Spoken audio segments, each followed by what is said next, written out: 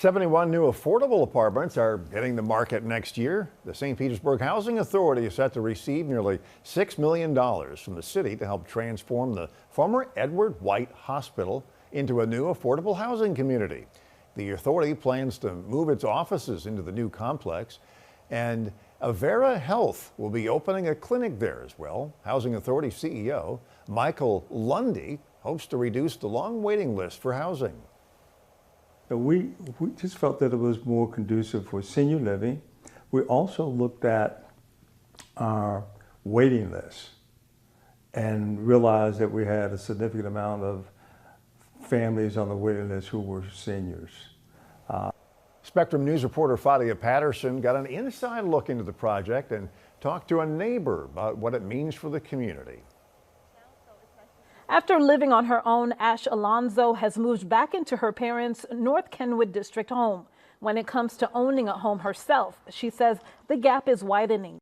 I can't afford my student loan payments and rent at the same time, especially in a community that I grew up in and arguably my parents helped to build with their taxpayer dollars. She grew up just 1 block away from the Edward White Hospital, which is now the site of a nearly $9 million senior living project.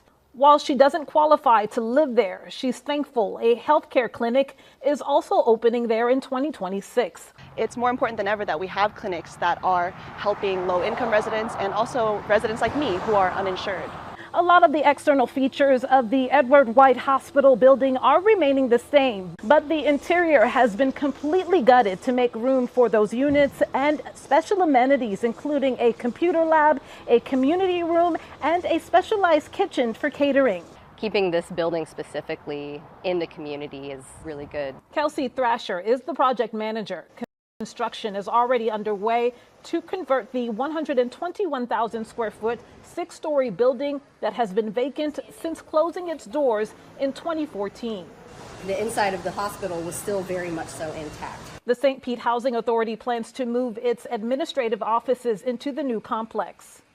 And then you'll have 2 consult rooms for when clients or other tenants need to come in and speak with anyone in the Housing Authority. Alonzo is attending school to follow in her mother's footsteps and study nursing. Like her mother, she hopes to build equity in the same community that she was raised.